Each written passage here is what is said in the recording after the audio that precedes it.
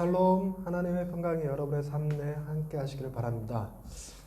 제가 신대원에 들어갔을 때 그 해에 월드컵이 있었습니다. 신대원을 2002년도에 들어갔기 망정이지 못 들어갔었으면 월드컵 보는 것이 힘들었을 것 같아요. 신대원 준비해야 되기 때문에. 실제로 2003년도에 입학한 제 1년 후배들은 월드컵을 제대로 보지 못했습니다. 참 안타깝죠. 근데 그 2002년 월드컵이 참 독특했던 게 역대 최고의 성적 월드컵 4강이라는 신화를 이뤄냈습니다. 수많은 스타들을 배출했고 그때 감독이 누구였죠? 히딩크 감독이 엄청난 인기를 나는 아직도 목마르다 이런 말도 유행이고요. 근데 2003년도에 입학한 학생들 면접을 보는데 교수님이 채플 시간에 그 면접 이야기를 하시더라고요. 자네 인생에서 가장 기뻤을 때가 언젠가 하고 물었답니다.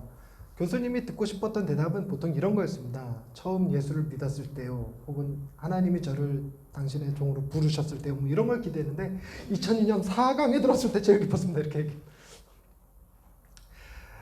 저 역시 2002년 4강 신화에 대해서는 굉장히 좋아합니다. 굉장히 기뻐하죠. 그러나 저는 아내를 처음 만났을 때가 훨씬 더 기뻤습니다.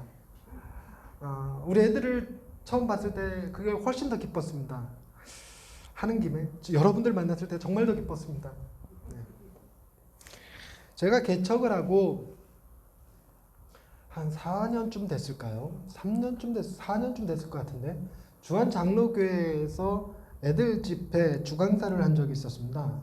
근데 그 주한 장로교회 애들 다는 집회인데 그 집회 주강사를 맡으면서 얼마나 기분이 좋았던지 너무너무 좋아서 무슨 생각을 문득했냐면, 만약에 하나님이 너 개척하고 나서 4년 뒤에 주한 장로교회 주강사로 세워줄게 라고 말하셨다면, 예, 오케이, 딜 하십시다. 제가 개척교회 할 테니까 반드시 저 4년 뒤에 주강사 세워주세요. 그리고 그 4년을 정말 힘들지 않게 했을 것 같은 느낌이 좀 있었습니다. 그게 그만큼 굉장히 기쁜 일이었죠. 마치 비교를 하자면 꼭 그런 것 같습니다.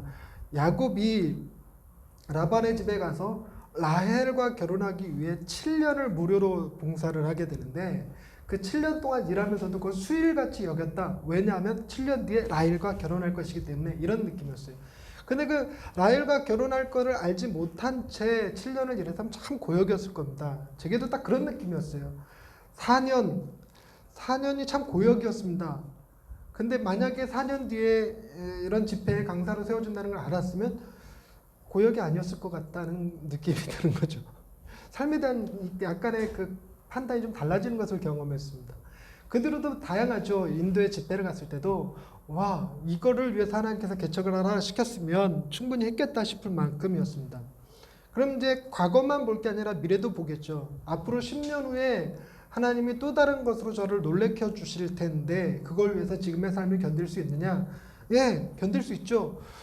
여러분, 지금의 삶을 견디는 힘이 내 과거에서 나오는 것이 아니라 내 미래에서 나온다는 얘기입니다. 내 미래에 일어날 어떤 일을 마치 내가 주한장로교회 갔을 때 경험처럼, 외국에 설교하러 갔을 때의 경험처럼 생각할 수 있다면, 그래, 또다시 하나님이 어떤 일을 계획하실지 모르겠어. 10년 전에 내 모습을 가만히 생각해 보면 10년 후에 이렇게까지 발전돼 있을 거라고 상상 못했습니다.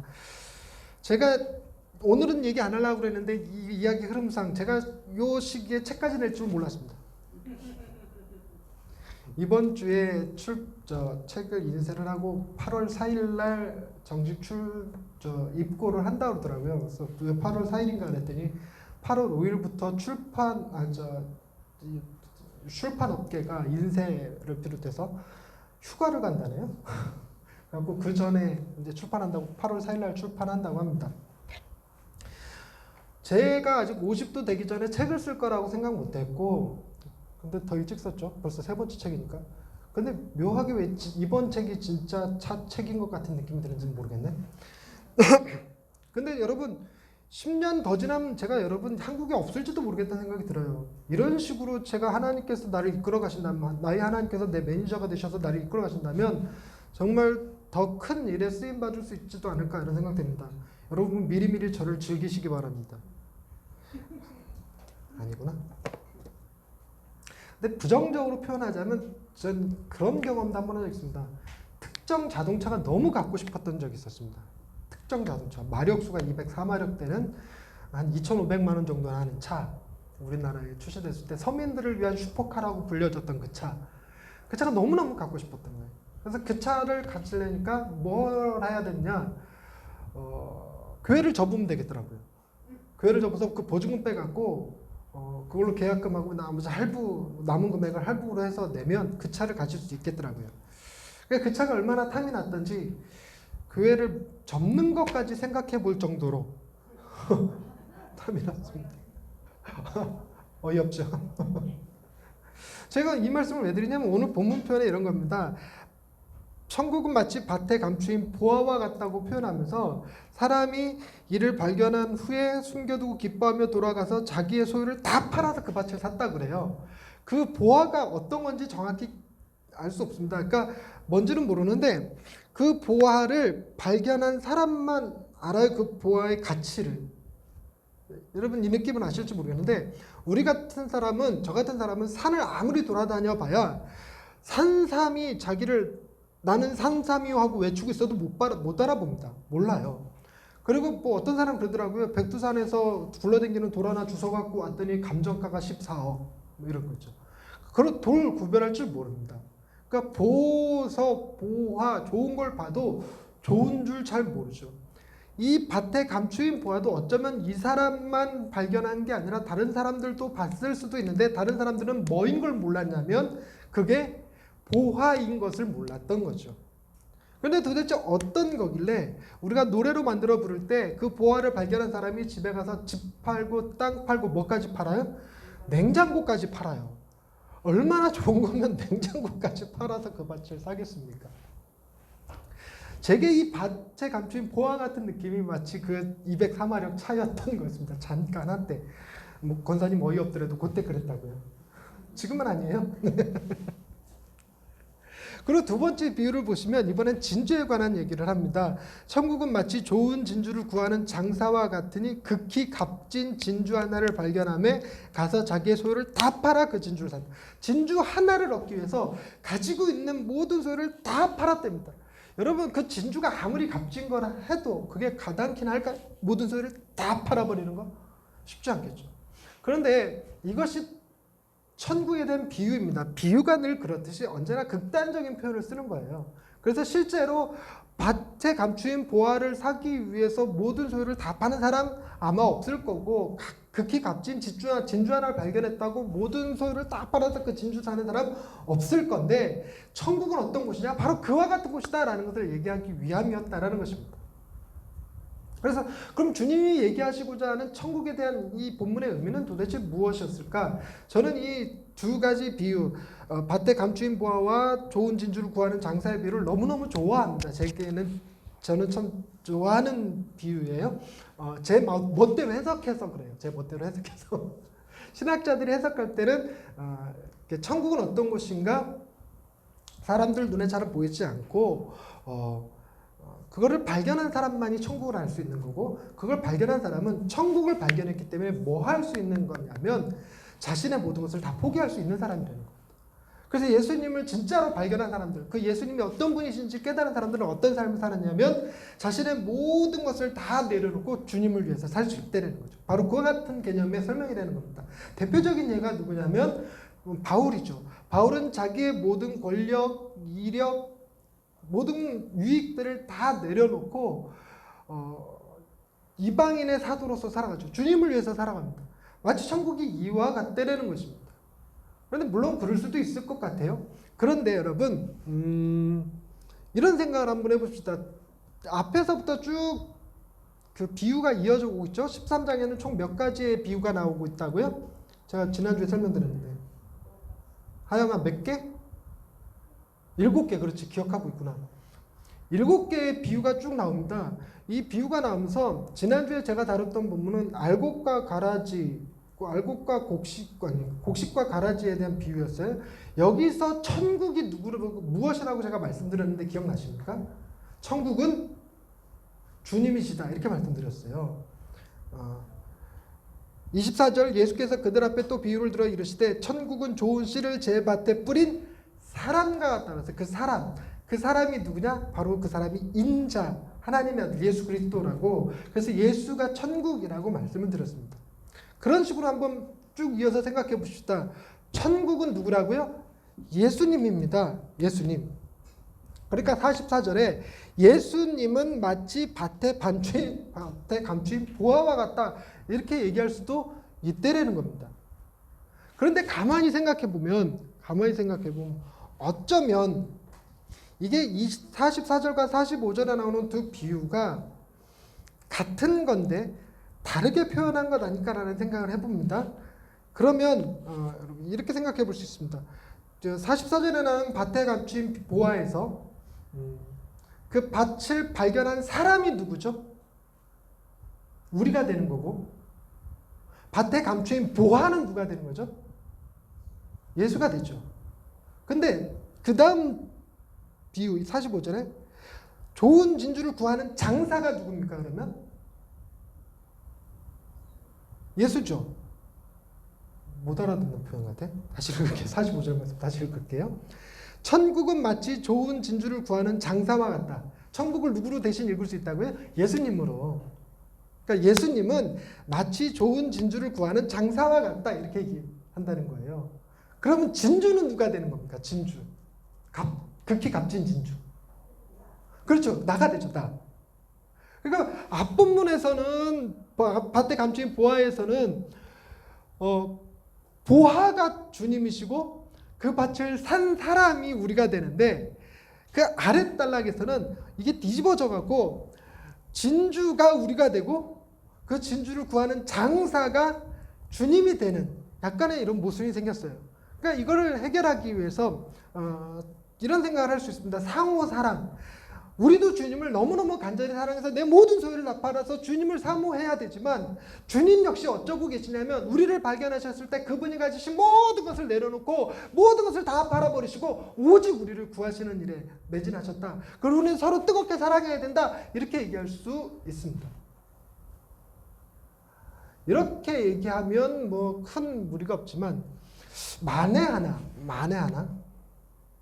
44절에 밭에 감춘 보화라는 비유가 약간의 오기가 생겨서 원래는 이런 거 아니었을까? 천국은 마치 밭에 감춘 보화를 발견하고 그 보화를 사기 위해 자기 소유를 다 판 그 사람과 같으니 이렇게.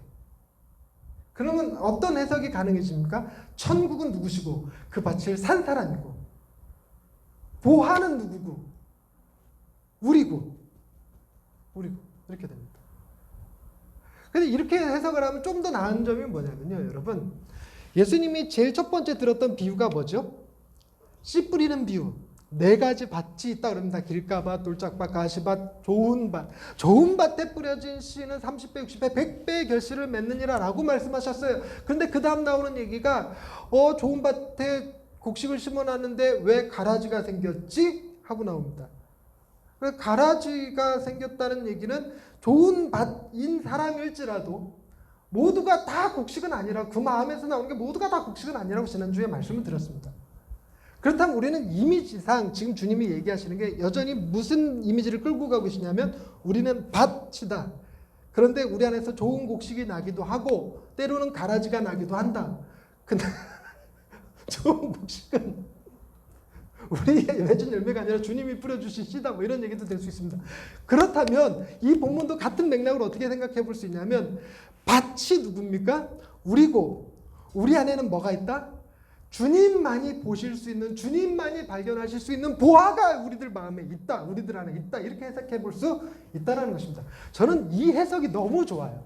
누가 해석한 거예요? 제가 그냥 그렇게 생각합니다. 근데 왠지 이게 맞을 것 같은 뭐 이런 느낌이에요. 그러면 이게 전혀 시프트 되는 거 없이 바로 좋은 진주를 구하는 장사 이야기도 그대로 이어지는 그런 느낌이거든요. 그리고 그 다음 것도 보십시다. 47절. 또 천국은 마치 바다에 치고 각종 물고기를 모는 그물과 같아.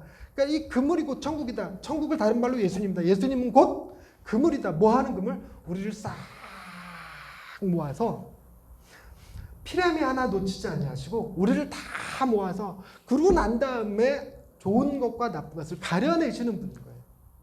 그러니까 우리를 다 구하기 위해서 나쁜 것은 미리미리 빼는 게 아니에요. 마치 뭐와도 같냐면 가라지를 뽑다가 곡식도 상하게 될까 봐 그대로 두라 하셨던 주님과 그대로 이미지가 이어집니다. 그러니까 어쩌면 다른 것들은 다 밭이 우리고 우리가 물고기고 우리가 곡식이고 이런 개념으로 가는데 왜 밭에 감추인 보화만 이게 뒤집어져 버리냐. 그러니까 제 생각이 이게 표기상의 오류이거나 아니면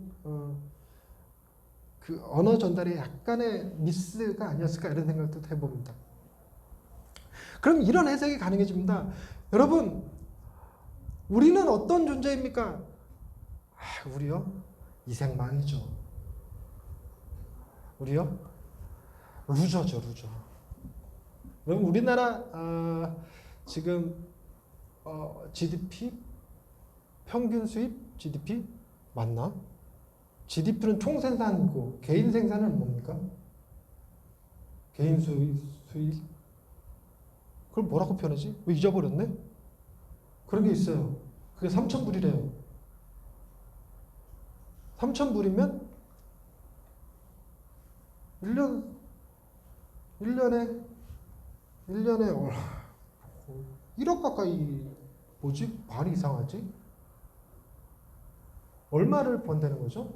한 4천만 원 연수익이? 그래서 4인 가족 그게 평균이니까 애기들까지 다 포함한 평균이거든요. 그러니까 4인 가족 4, 32, 1억 2천 1년 수익이 우리나라 평균 1년 수익이 평균 나는 우리 가족 전체 수익이 그거 아니야. 4인 가족으로 나눠서 아니요 4천만 원 안 되는 것 같은데 여러분들은 혹시 되십니까? 1억 2천 연봉 되시는 분들이신가요? 기아는 되나? 기아도 안 돼? 근데 둘이 합치면 1억 2천 안 돼요? 둘 다 보니까 우리나라 평균에도 못 미치는 사람들이 여기 있는 거 아니에요 지금. 이러고 있다는 우리가 진짜. 그럼 외모로 보십시다. 외모. 여러분 저는 제가 이게 약간의 자뻥이 아니고 자뻑이죠. 그래서 전 잘생겼다고 생각을 합니다. 얼천이라고 그러네. 얼천? 얼굴 천재? 근데 제가 이런 말을 할 때마다 우리 아내를 비롯해서 여러분들이 다 비웃는 거는 현타해라. 현실을 자각하는 타임을 좀 가져라. 이런 거 아닙니까? 근데 저는 또 그런 생각합니다. 그럼 니들은? 우리는 다 그냥 뭐 그렇게 얼굴 내세워서 먹고 살 만한 사람들은 아니라는 거. 또 체력은 어떨까요? 우리가 체력으로 먹고 살 만한 사람들, 물론 김명희 집사님 정도 보면 체력이 참 좋으신 것 같아요. 근데 등치는 내가 더 좋은 것 같은데.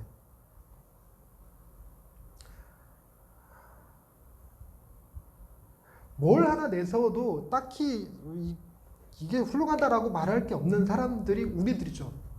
그런데 그런 우리들을 향해서 너 정말 훌륭해, 너 정말 최고야 라고 말해줄 수 있는 사람 이 세상에 딱 한 분 존재하시죠. 엄마.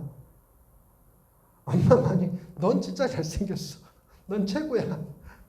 우리 하경이한테 너무 잘생겼다고 우리 하경이 최고라고 얘기해 줄 수 있는 사람 우리 교회에서 나밖에 없는 거 아닌가요? 뭐 이런 것처럼. 네.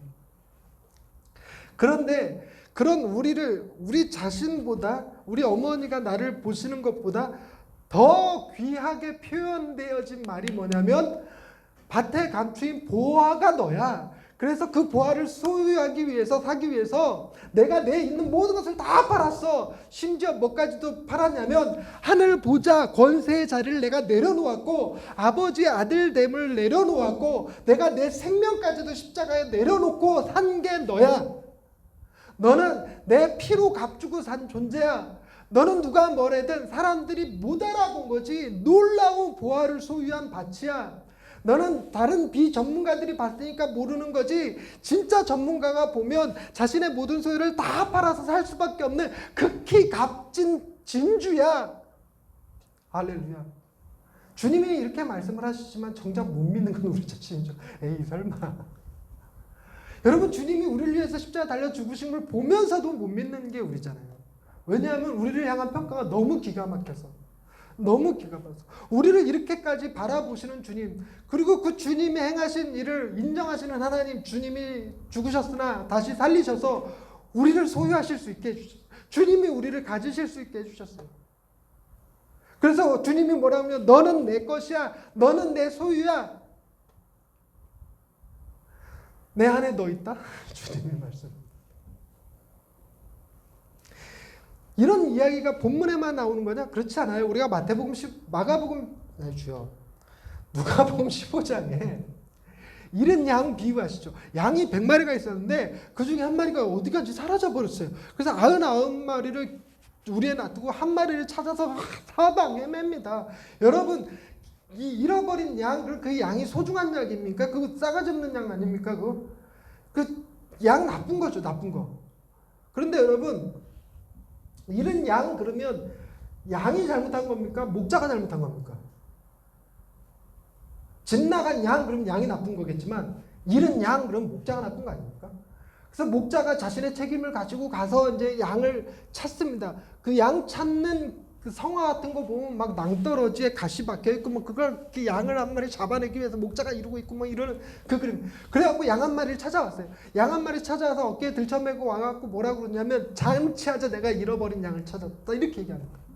그러면서 주님이 뭐라고 하시면 천국에서 잔치가 벌어지는데 누구 때문에 잔치가 벌어지냐면 회개할 것 없는 의인 99명보다 죄인 한 사람이 회개함을 더 크게 기뻐해서 잔치한다는 거예요. 여러분 천국 잔치가 지금 누구 때문에 벌어지고 있냐면 저와 여러분들 때문에 벌어지고 있다는 겁니다. 정말 우리가 얼마나 대단한 사람이냐면 천국의 풍악이 울리게 할 수 있는 사람들이에요. 여러분 그 어린 양의 비유뿐만이 아니라 그 다음에 나오는 거 보면 이런 드라크마도 그러잖아요. 동전 하나 이러면 동전 하나.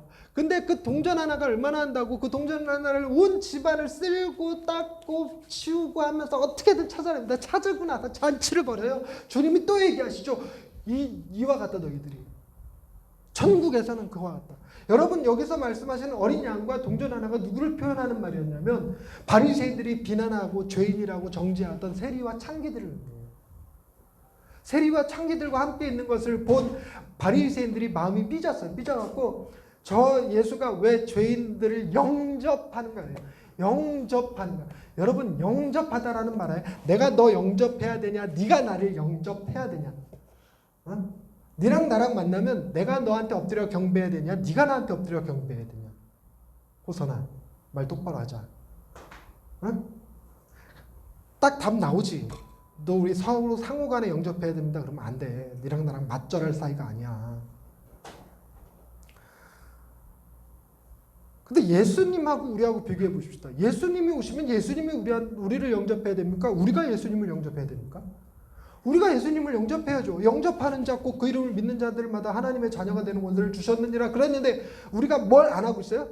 그분이 세상에 오셨으나 세상이 그를 영접하지 않았다고. 우리는 영접하지 않았어요.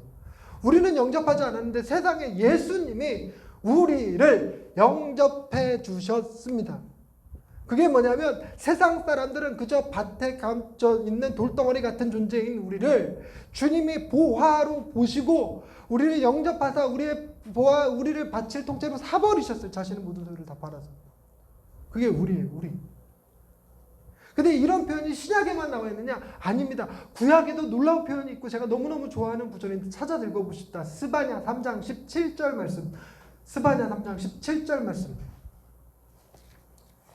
먼저 찾으신 분 아멘. 한참 걸리겠죠? 구약이니까. 오 찾으셨어 사모님. 스가냐가 아니고 스바냐입니다. 스바냐 3장 17절. 한 목소리로 읽을 거예요. 마스크 다 쓰셨습니까? 하십시다. 이거 노래로도 있어요. 찬양으로도. 참 좋아하는 구절이에요.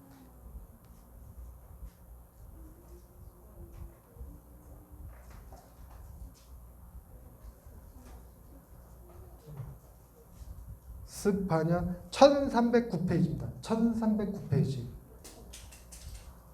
1309페이지. 1309페이지. PPT로 띄우고 그랬나 보다. 못 찾으시네.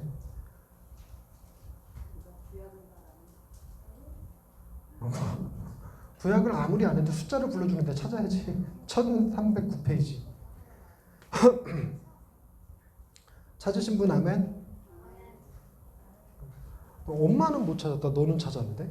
대박. 엄마보다 빨리 찾았어. 여기도 엄마보다 빨리 찾은 것 같아. 엄마는 아직도 찾고 계시는 것 같은데? 좀 도와드려라. 3장 17절. 스바냐 3장 17절. 호선아 아직도 못 찾았니? 세상에 제일 빠릿빠릿할 것 같은데. 스바냐. 위에 보면 숫자 페이지 있어. 숫자. 호선아 여기 안 보냐?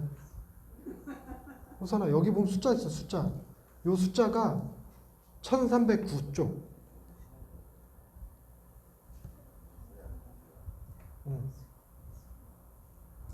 성경 찾기 대회 같은 거 한번 해야 되겠네. 스바냐 3장 17절 한 목소리로 읽겠습니다. 시작. 너의 하나님 여호와가 너의 가운데 계시니 그는 구원을 베푸실 전능자이시라. 그가 너로 말미암아 기쁨을 이기지 못하시며 너를 잠잠히 사랑하시며 너로 말미암아 즐거이 부르며 기뻐하시리라 하리라. 여러분 이런 말씀이 구약에 써 있다는 거예요. 이 스바냐 시절만 해도 여러분 하나님이 이스라엘 백성을 심판하시는 것 같은 분위기였습니다. 바벨론의 포로로 끌려가서 막 고통당하는 시기에 와 이런 예언의 말씀이었어요. 하나님이 모든 사람이 다 볼 때 망한 것 같은 민족을 바라보시면서 모든 사람이 볼 때 너는 이제 더 이상 기대할 것이 없다고 생각되는 사람들을 향해서 내가 너를 사랑하고 내가 너를 기뻐하며 내가 너를 잠잠히 사랑하며 너로 말미암아 즐거이 부르며 기뻐하신다. 여러분 주님이 우리를 보실 때 바로 이와 같다는 겁니다.